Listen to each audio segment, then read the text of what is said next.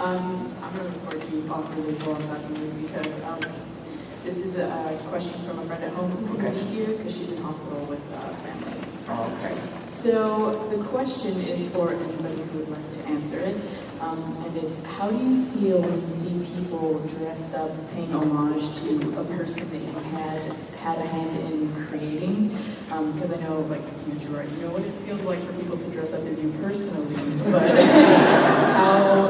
how is it different? Do you feel a warm, fuzzy paternal thing? Do you feel, oh, I got it wrong, or like how do you feel? I think, I kind of, what I love about that, and I love it obviously, but what I love about it is like when you see the little bits of invention that people come up with, where occasionally they had riffed on it in a weird way, or just used what they had, or sometimes improved the design. That's kind of what I like. I like those kind of collaborations. I like collaborations that you can barely touch, that are just out there in the world. Like somebody, like, during Black Parade, like, people making their own jackets and their own version of like what that meant to them. That's the best stuff. But I love, seeing. I get kind of almost a little shy around people who dress like the umbrella characters. But yeah, I love it. We got 15 minutes, everybody. Yeah. I don't like when Fabio dresses like me. Understandable. Kind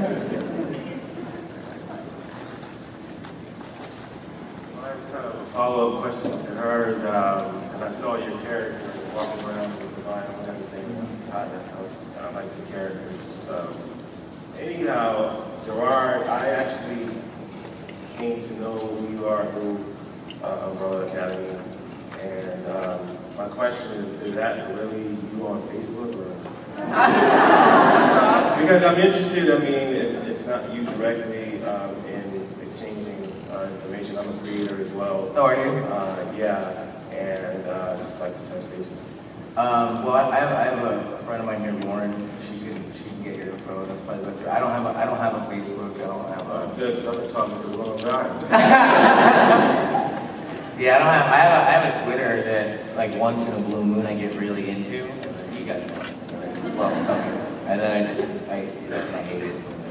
But yeah, I don't have Facebook. I don't have MySpace. I don't have any of that stuff. I don't want any of that. It was weird because we were so busy touring that like when that stuff was emerging, we were like, I don't need this, and we still don't need it. But now we don't want it. So we don't have any of that stuff. Nobody needs it. I do have it all. Yeah, she'll find you. Hi. My question's for Gerard. First of all, you've been a huge inspiration to me too, and I know it probably sounds like a broken record because everybody's saying that, but I love all of your work musically and the Umbrella Academy, and I was just wondering, as an artist, since you've done so much work with art, was it ever difficult, especially in the beginning, to give responsibility for the art to Gabriel, or was it kind of a relief to not be responsible for that? Well, the best thing was when Scott had suggested Gabrielle, because what Scott did was he chose Gabrielle, and it was very interesting because at first look, I hadn't seen a book he had done called Rock and Roll, and at first I was like, oh man, this is so different than what I imagined. And it's even a different comic than anything else out there. I was like, at first I wasn't sure, how to really think about it. And Scott, I realized he was completely right, and then I could see things in his work on Casanova as well, where I was like, oh my God, this could totally work. It could be amazing. It'll be different than this. And this is great too, but it'll be different than Casanova and rock and roll. So it was very easy right away. It wasn't even so much it was a relief that I found somebody so incredible, that was so hardworking on time. I mean, he pulled my ass out of the fire so much on that book because it was time for me to get a script and it was kind of late and he made it happen. But not only did he do it quick and on time, it was always gorgeous. He never, he would only get frustrated when he felt the art was going to get compromised or something was going to be late. But it wasn't hard to let go of it all once I met Gabrielle. Well, the fun thing and the challenge there was that, Gerard had put together this pitch that had all the characters designed. Everything was worked out, it was all right there. And then before Gabriel ever started drawing pages, he started doing his takes on the characters. And Spaceboy was the biggest one where he just was, it's like, okay, this is what the character looks like when Gerard draws it. Boom, totally different character. You've seen the stuff in the back of the first Umbrella trade with Gerard's designs.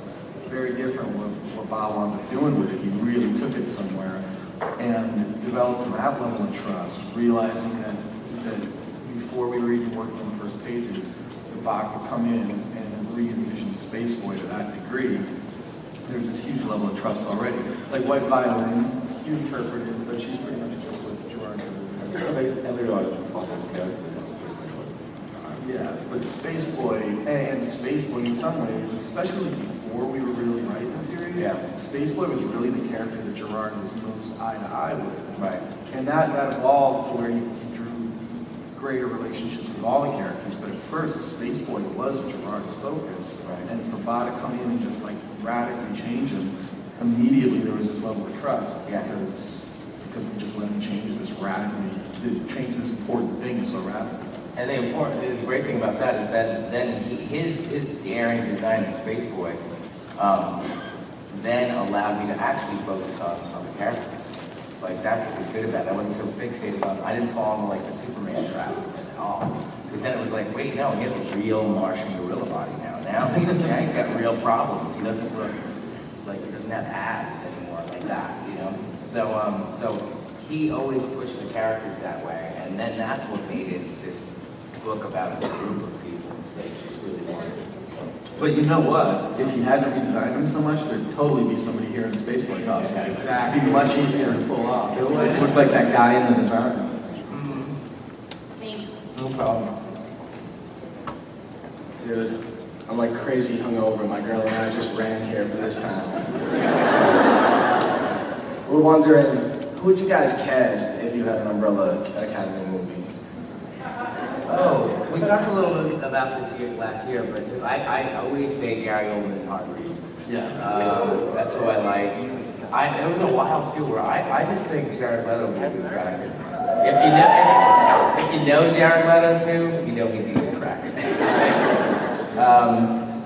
But I don't know. Like casting's weird because you can say kind of stuff to get attached to things. Yeah. You know, but. And then your producers get mad at you. Why'd you say that? Well, yeah. You were on a red carpet and you started talking about this? Oh yeah, remember that? I'm a talker, that's why I talk too much. I'll tell you anything if you just tell me to talk. Where do babies come from, dude? Yeah, we're gonna do it private. Cheers, guys. Thanks. So I had a couple of questions. First off, I love Becky Cloonan, so what is going on with Killjoys? Oh, So yeah. I'd love to see that. Well, that will be out next year, positively. Like, you know, I guess we're gonna have to start wrapping this up, but one of the things I'm very excited about is like next year we are gonna have a lot to talk about. So, about everything. And, but Killjoys is happening next year. Yeah, Becky couldn't make it this year. I think she had a personal issue. Okay. And then also, have you guys had any major geek out sessions while you're here where you saw something and you're like, oh my god, that's him? And Just with Bob. Yeah. The first time I see Bob at every convention, my heart just melts. I got a great picture I get of that a lot. What happened? That happens in I got a great picture last night of Lindsay with Joss Whedon. Very excited.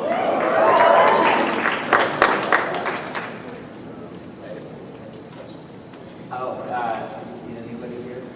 Oh, yeah. Yesterday, I saw Milo Manara coming out of the Eisners. He's this, you know, Milo Manara.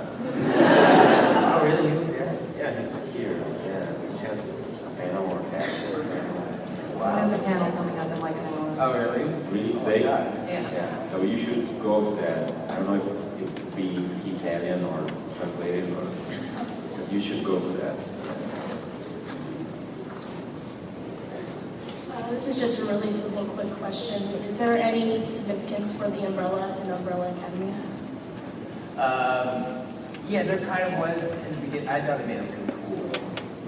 But, no, the umbrella, protection of an umbrella, I felt like, it's not meant to be like some hiding something like an umbrella company or whatever, but yeah, the protection that keeps you out of the rain, keeps the rain away from you. And that's kind of what the book is doing sometimes, it's bringing